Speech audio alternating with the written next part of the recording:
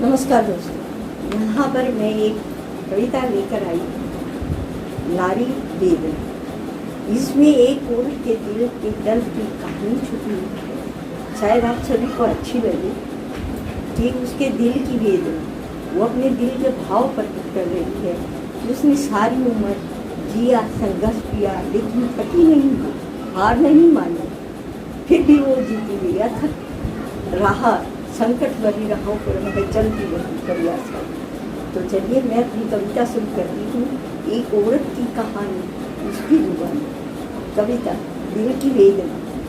वह चुपचाप सहती रही ताने हर चोटी को, एक दीप की तरह जो आंधियों में बुझता नहीं। सपनों को सील कर वह बुनती रही एक आस की चादर, जिसने उसका हर आंसू ममता के धागों से पिरोया था। पति ने दी दुत्कार पर वह मुस्कुराई, जैसे वादियों में बसा कोई गीत जिसे मौसम भी न बदल सका। सेवा की निज स्वाभिमान की बलि चढ़ा दी, कभी अपने अधिकार ने जताए संस्कारों की गहराई डूबी रही।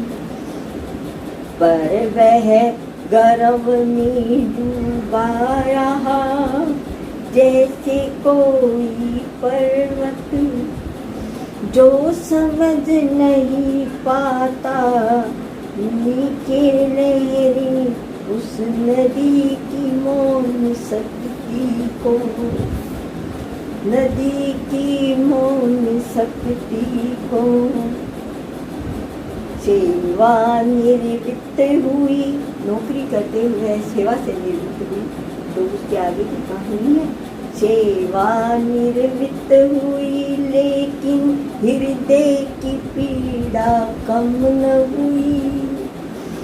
आवाज में उसके अब नहीं कठोरता रही, जिसे जीवन भर झेलते हुए वह अपने संस्कारों से जूझती रही।